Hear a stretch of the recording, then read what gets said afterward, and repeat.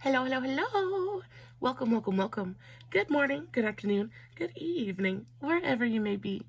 Welcome back to my channel, my lovelies. If you've never been here before, thank you so much for clicking on my video. I am so happy you found me. I do so hope that you will like and subscribe before you leave. Become part of the mama family. Mama's got your back, at least where makeup's concerned, and definitely when that makeup is cheap. Today is True Love Tuesday. We're talking about another epic love story. Before we get started, a very special, very warm welcome to any of those that are new to my channel. I am so incredibly happy that you are here. If you enjoy the content, I do so hope that you will mash that thumbs up button. I hope that you will subscribe if you have not already, and I hope that you will ring my bell, turn on your notifications, so that way, next time I upload a video, you can come right back here and we can hang out together again. If you've never been here for True Love Tuesday, I sit here, I tell you an absolutely epic love story, and do my makeup along the way. This week we are talking about Michael Caine and his wife Shakira. It is going to be, I had no idea. Like, this is one of those stories. It's going to be a learning experience for both of us. I had no idea that they were even a thing, that they were even a couple, and especially not they'd been together for 50 years. So it should be a really, really good one. Fairly interesting. Guys, I am so sick. I have a serious cold at the moment, so if I sound like I'm like a little hoarse and my voice is a little bit cracky, it's because Mama's going through it at the moment. I am going through it. I'm hopped up on Mucinex and Tylenol, so we should be good to go. But yeah, if I sound a little different, that is why. Also, I do have my eye makeup done already.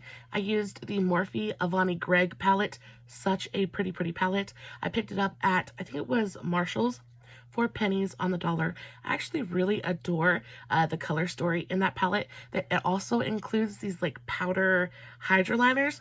Very, very nice. I love the way today's eye look turned out. It is, oh, it's so nice. It is so, so pretty. I did make sure to film a TikTok on today's eye look if you are interested. I'll make sure to put the tag for that, as well as all of my other socials, in the description box below. Guys, if you are not following me on all my other socials, you definitely should go do that. I post fun content literally every single day. And if you're following me everywhere, you don't have to worry about missing a single moment of it. Also, I don't usually talk too awful much about the makeup that I use in these videos, but I will make sure to post everything in the description box. And of course, if you have any questions about what I used or how I used it, all you have to do is leave me a comment and I will get back to you. Okay, let's go ahead and dive right into the story. Michael Caine was born Maurice Joseph Micklewhite. The last name, I couldn't imagine. It's kind of like equally amazing and kind of atrocious. But anyway, he was born Maurice Joseph Micklewhite on March 14th, 1933, at St. Olave's Hospital in the Rotherhithe district of London. He was the son of cook and charwoman. If you don't know what a charwoman is, it's basically like a part-time cleaning lady. He was born the son of charwoman Ellen Frances Marie, and his father, for whom he's named after, his name too was Maurice Joseph Micklewhite, who was a fish market porter. And if you don't know what a porter is, because I had no idea, it's basically a cross between a manager and a maintenance man. So he basically was, he just did a little bit of everything. And he has one younger brother, one full-blooded younger brother named Stanley, who coincidentally actually was an actor as well. Unfortunately, he passed in 2013. He also has one half-brother on his mother's side, and his name is David Burchell. Michael is most notably known, anyway, to me, in my opinion, some of the best movies I've seen him in are Secondhand Lions, first and foremost. One of my very favorite movies of all time. Secondhand Lions is one of those movies from my childhood that every time I watch it, I am flooded with nostalgia. It's one of the, if you've never seen it, please, please, please, baby, go watch it, because it is such a heartwarming and wonderfully beautiful, kind of just amazing movie. I love it so, so much. But yeah, he was big actor in that one. He was also in Miss Congeniality. He was in Miss Congeniality. He was in Austin Powers Goldmember. He played Austin Powers' father in a couple of those movies. I believe he was also in the Batman movies. I think Batman Returns or Batman Begins, The Dark Knight Returns, those ones, in The Kingsman. Anyway, he's been in a ton of stuff. He's actually, I think, all in all, throughout his career, I think he's been in over, like, I want to say almost like 30 or 40 movies. He's been in a ton of movies. Anyway, so when did he decide he wanted to be an actor? Like, what kind of got him into it, right? Well, when he was 10 years old, his school was putting on a play. They were doing a rendition of Cinderella. And in this play, he got the part of the ugly sister's father. Now, it's not a super big role, you know, of course, as being a school play. I'm sure they kind of had to invent roles, so everybody got to do a little bit of something. But he received the role of the ugly sister's father. And he goes out on the stage and he does his thing. And unbeknownst to him, he delivers every single one of his lines with his fly down. Now, this was not intentional, wasn't something he was planning on doing, and for any normal person, we'd have been freaking absolutely mortified, right? Like, if I went on stage and had something wrong with my wardrobe, I would just, like, want to melt into a puddle and just, like, stay there, right? But for Michael, everybody's laughing and he's, you know, everybody's just having a great time and the energy is good, right? And and then he kind of realizes that his fly's down and he just kind of lays into it, right? And he loves the attention. He loves that people are laughing and having a good time, and he loves the energy. And at that very moment, instead of withering up in mortification, he freaking blossoms, and he blossoms into one of the best entertainers of his generation. Really kind of insane. So that is when he decided that he wanted to be an actor. That was going to be his career path. And from that moment, he kind of worked towards becoming the actor that we all know and love. Now, a little bit later, he goes to high school. He does his college thing. But while he's growing up, the world is a very turbulent place, much like it is right now. We're going to war. Things are happening.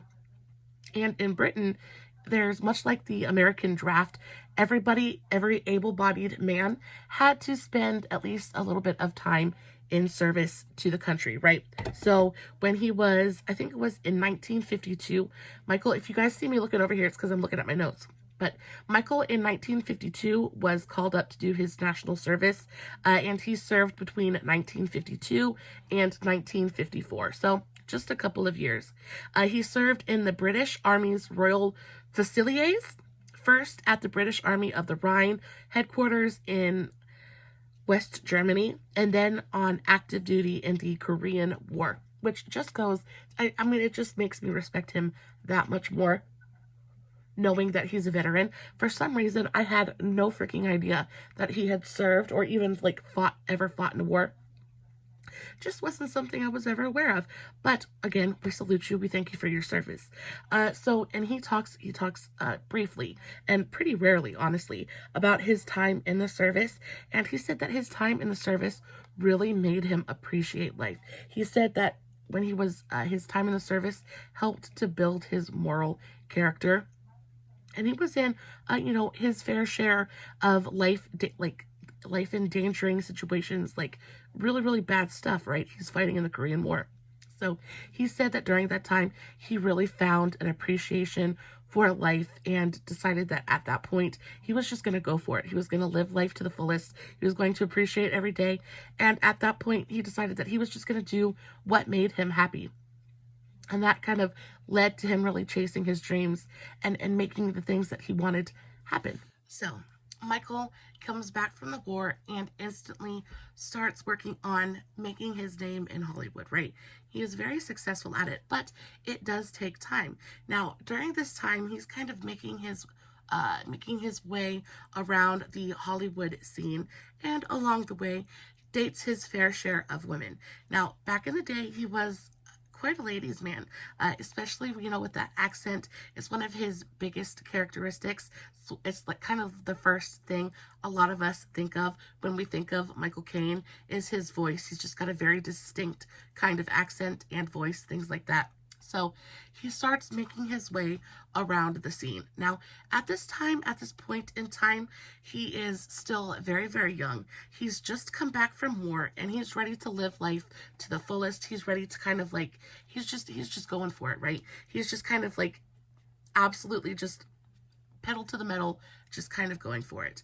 And he dates quite a few different women. Now, he's a philanderer, but he's a faithful one. He's a little bit of a rake, but he is a faithful one. So firstly, he ends up getting married. He gets married to an actress named Patricia Hines, and this is before he's famous, before he's really made his mark on Hollywood.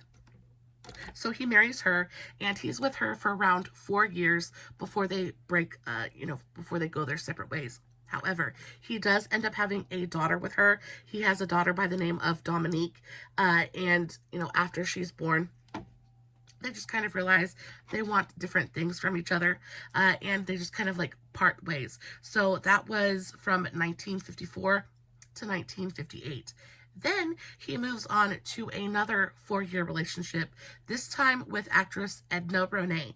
And again, he's just kind of trying to make his way. Now, a quote from Edna is, you know, they were passionately in love with each other for a short while, but she said at the end of the day, he was just another out-of-work actor. And I think that's what put the most strain on that relationship, is just the whole money thing. He was just constantly looking for work, constantly trying to, break his way into the whole Hollywood acting thing. And of course, it's a stressful situation. So they ultimately busted. Now, after this second 4-year relationship, I think Michael just kind of says, screw it, and just kind of like goes for whatever kind of makes him happy. And he has quite a string of very short but passionate love affairs. And the first of which being with, he was with actress Sandra Giles, but that only lasted a few months in 1964. He had a very brief but very passionate affair with Natalie Wood. And, things could have gone on a little bit longer with Miss Natalie, but they were in different points in life at that moment. They wanted different things. I don't think Michael was ready to kind of slow down and really settle down at that point. So he was very much a love him and leave him kind of guy. So he loved her and he left her, but they parted on pretty pleasant terms. Now, through all the research that I did, I never really found anything that was super derogatory. I never found anything that said that he was mean or rude to women. I never found anything that really said that he treated women badly, things like that. He was faithful and honest with women. But especially in the younger part of his career, he's a good-looking guy. He's having a lot of success with women at this point. And I feel like it got to his head a little bit, because his next relationship was he was with Karen Steele next, and he was with her just for a month in February of 1966. But then he meets Bianca Jagger. And with this relationship, I think that it was too passionate, right? There was too much. I think his head just got really, really big.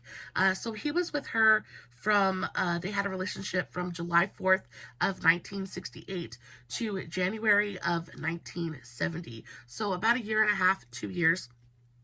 They had met through Michael's tailor, which I think is so funny.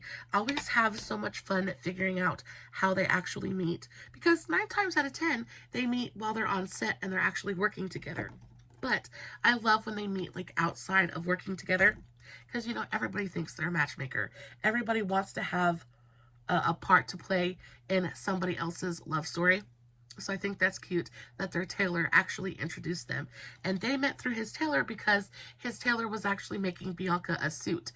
So they both have really great taste in clothing. So they struck up a conversation. They were instantly into each other, and they got into a very passionate relationship. However, again, why I say I think Michael was a little bit big for his britches and definitely had a case of like big head going on is because when they broke off, in her words, Bianca had said that Michael was unkind, superficial, and kept me like I was his geisha. Now that doesn't sound flattering to his character at all. And, you know, it's surprising because in most other of his exes had nothing but kind words to say about him, right? He was charming. He was, you know, all of these really great, wonderful things, right? He was romantic, blah, blah, blah. But I think with Bianca, I think he treated her much more like a possession. And I think, and at this point, he's kind of getting a little bit bigger in Hollywood as well. His name is out there. He's much more of a star at this point in time as well. So I think it's just kind of getting to him.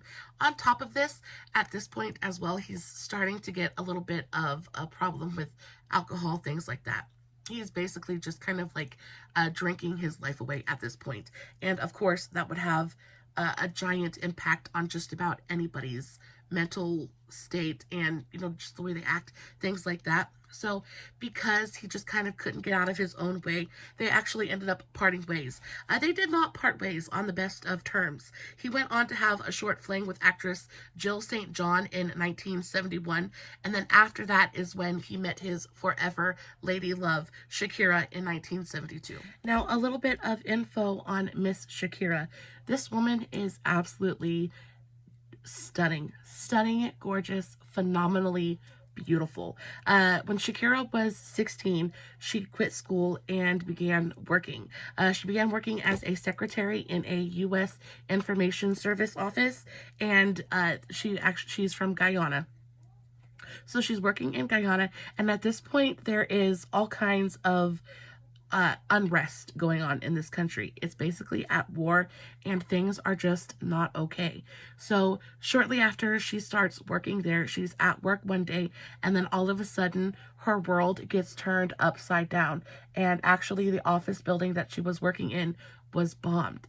And this just was not okay. Like she got really kind of messed up during this whole situation.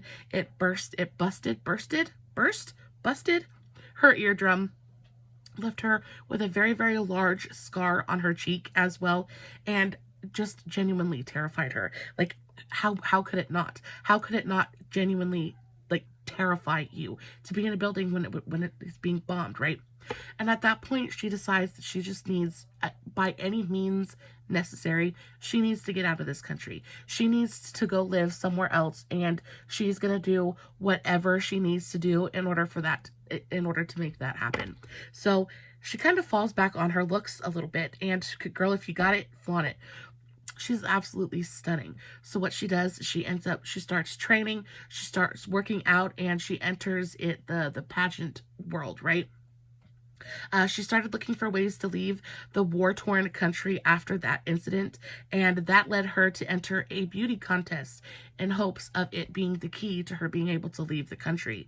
Now, Shakira, she works her way up through these beauty pageants and eventually makes her way to the Miss Guyana competition and wins. So she wins the title of Miss Guyana, and this leads her to being able to compete in the Miss World pageant. And of course, the Miss World pageant is usually held in the United States of America, or somewhere at least in over here, right? So she earns the title of Miss Guyana and went on to compete at the Miss World pageant. This time it was being held in London, where she placed third runner-up. So even though she didn't win, she was able to get her passport and she was able to leave Guyana. Now, at this point, even though she didn't win first place, her face has gotten out there. She has gotten quite a bit of exposure, and it opens up a world of opportunities for her. And she grabs the bull by the horns, and she goes for it. And she works and she tries to make as much money as she possibly can. But she fell in love with London and didn't really necessarily want to leave London. And she sure as heck wasn't going back to Guyana. So she starts looking for work and looking for gigs that are going to keep her in London. So she didn't want to leave England. She made her acting debut in 1969 in Carry On Again, Doctor. Now, I don't know what that is. I tried to look it up and couldn't find very much information about it, but that's where she made her acting debut. And then very shortly after that is when, like, the Lord kind of intervenes and her and Michael kind of, like, crossways. Now, the way that they kind of meet each other, I think is honestly the cutest meet cute that, like, I have talked about in this series so far. It sounds like it should be in a movie somewhere. That's how adorable it is. So Michael was a well-known ladies' man at this point in time, and for most of his early career, he had quite the reputation for dating some of Hollywood's most beautiful women. Now, newspaper articles refer to him as a collector of beautiful women, and he says that this is all lies, right? Like, in his own words, and, you know, the way that he feels about how it went down. It's just rubbish. He was just looking for the one and, you know, had a hard time finding her. He said, but he always waved off the rumors as nothing more than lies. Now, 9 years after his divorce from his first wife, Patricia, his career had skyrocketed. And at this point, he is just like, his name is on everybody's lips. He's a really well-paid actor, and he has everything that he had ever really kind of asked for, right? Like, all the wishes that he made are finally come true. Unfortunately, what he didn't realize is, you know, they always say, be careful what you wish for. What he didn't realize is how much pressure came along with success. And he's kind of buckling under the pressure. He is, like I said a little bit earlier, he's drinking his life away a little bit at this point, and it's because he doesn't know how to deal with the pressure. He is, first of all, he's lonely, right? He's tired of the one-night stands and the short flings. He wants somebody to come home to. He wants somebody to love and cherish and all of those good things. But he's also, he just doesn't know how to deal. He doesn't know how to cope with everything, all of the stress and all of the new worries that his newfound success has brought to him. He said at the time he wasn't so much looking for love, but he was definitely not, you know, he was definitely open to the possibility, right? So love hit him like a ton of bricks in 1971. Shakira had just landed a TV ad for Maxwell House Coffee. She was shooting a campaign for the Brazilian, what was it? The Brazilian bean instant coffee. So she's, of course, kind of hot off of Miss World, and everybody's trying to capitalize on, you know, the fact that she just, you know, she placed. Even if she didn't win, she definitely placed. So everybody's trying to capitalize that she's trying to make her money while, you know, the money's there to make. So she accepts this commercial ad and she shoots it. And she's in this commercial with a couple of other really beautiful women. And, you know, it goes and all of that good stuff, right? Well, Michael is sitting in his flat one day. He's in London. He's sitting in his flat and he's watching TV, of course. He's living with he's got roommates or friends over at this point, and they're just kind of like, they're drinking, of course, and they're watching television. All of a sudden, this Maxwell House coffee ad comes on to the TV, and Michael stopped. It's like his whole world went dark, and he got tunnel vision right onto that television because he said he saw her, and he instantly knew that this was his wife. He said, I saw a lady in a commercial on the TV and fell in love instantly. I just watched her and thought, that's the woman. That's the woman for me. He told his friends that he didn't care if he had to go to Brazil and track her down on foot. He was going to find her. Now, at this point, all he knows is that she's incredibly exotic looking and she's beautiful and she's in a commercial for Brazilian coffee. So he's kind of like running with that and assuming that because she's in a Brazilian coffee ad that she's a Brazilian woman. However, she's Indian and not Brazilian. He has no idea of this yet though. He decides, he gets on the phone, right? The minute he sees this commercial, he literally gets on the phone with a travel agent and buys a ticket to Brazil. He says, we're leaving in the morning, right? Like, and one of his friends kind of bucks up and is like, yeah, I'm down to go to Brazil. Let's go. I'll help you find her. So he books his tickets, and then they go, they say, you know what, let's have a drink, let's go celebrate. So they buy the tickets, and then they leave their flat, and they head to the bar, the local watering hole, to go celebrate and try to make a plan. Like, how is this actually going to work? Because, you know, he knows what he's got to do. He just doesn't quite know how he's going to accomplish finding her. So they go to the bar, and they're trying to make a plan. Like, where do we even start at this point, right? Now, the Lord was watching over this man. He obviously wanted this match to happen. Like, this was obviously written in the stars. Because serendipitously, he goes to the bar, and who is there but one of his friends who works in advertising, right? Michael and two of his friends headed down to the local bar to hatch a plan, and for, you know, of course, a little liquid courage, because they're completely lost, have no idea what they're doing. So they go down to to the watering hole when they bumped into a friend of Michael's who worked in TV advertising. Naturally, Michael gushed to him about the woman on the TV, and when he explained who she was, his friend said that he worked for the company that produced the ad, and that he knew who this woman was, right? And here we've got Michael thinking that he's got to go all the way to freaking Brazil to track down this woman, is almost a little bit heartbroken, because he doesn't know if he's going to be able to actually find her, this, that, the other thing. And he knows without a doubt that this is the woman for him. Like, this is who he is supposed to be with, and he cannot rest. He cannot rest. He cannot rest until he has met her, until he finds her, right?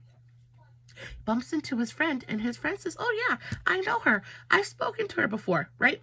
His friend says, then Michael says to the friend, he says, I'm going to Brazil in the morning to find her. Can you help me?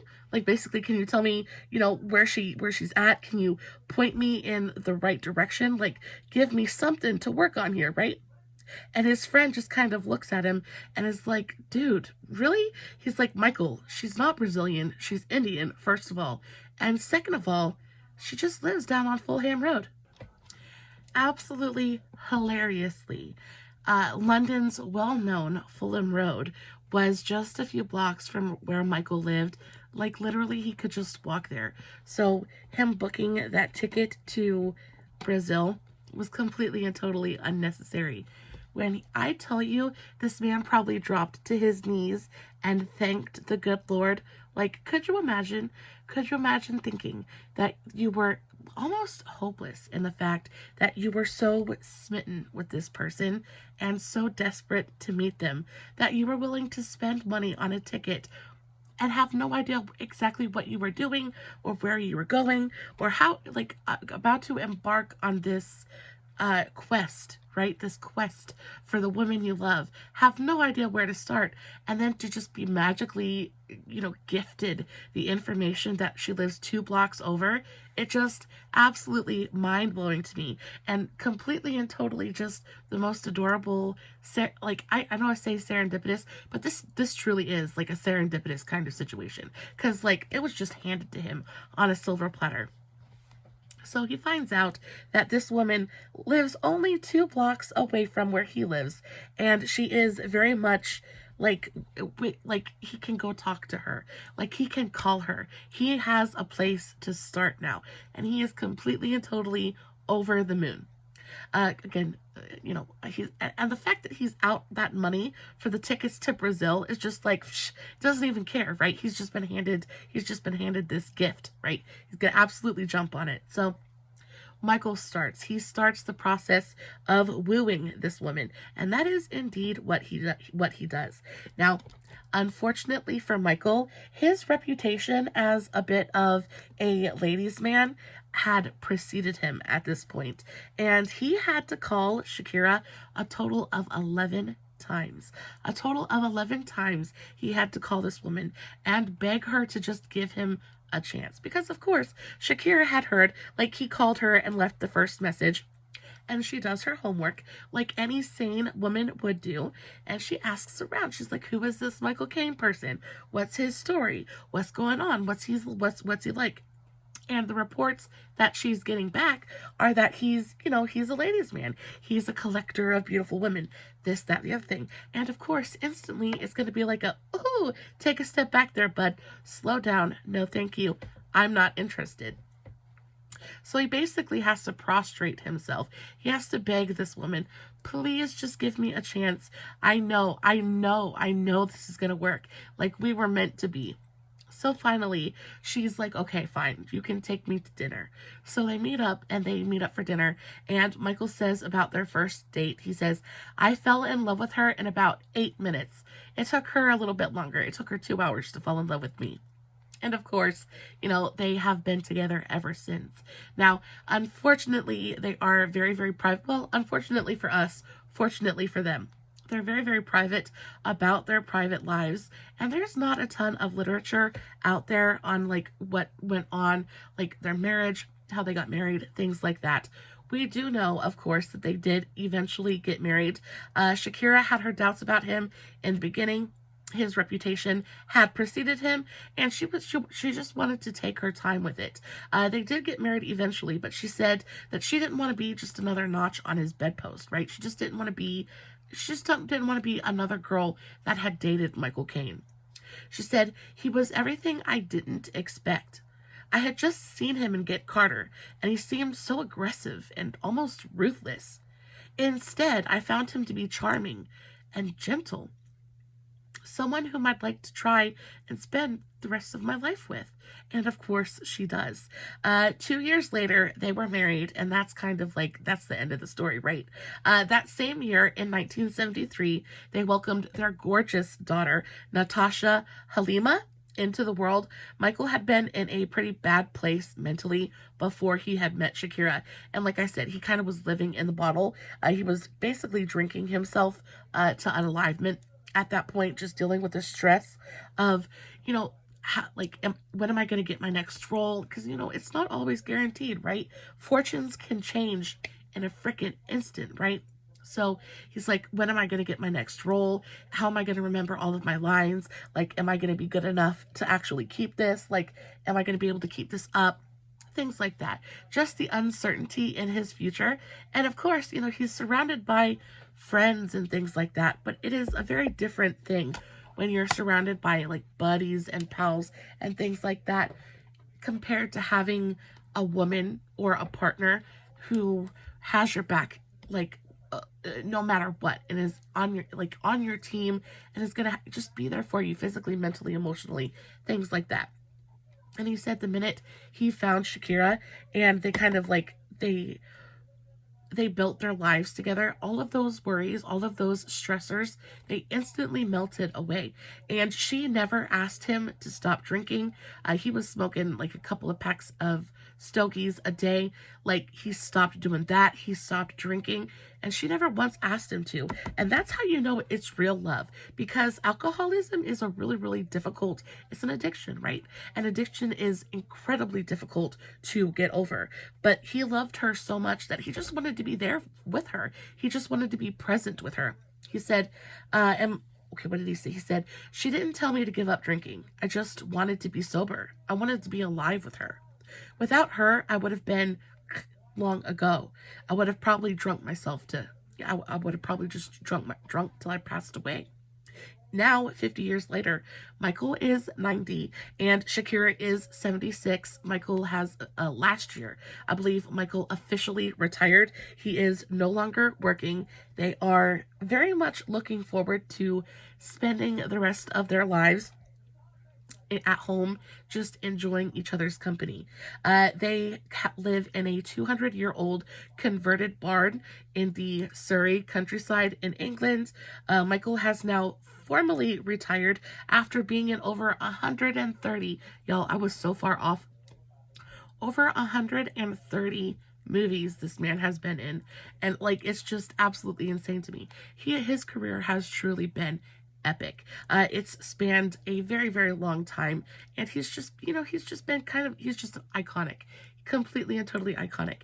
And you know, it's only fair that his love story be genuinely iconic as well. You guys know I always like to end these on a quote. It says, I'm deliriously happy. I'm very happy, and I'm a real family man now. Life is sweet with my wife by my side.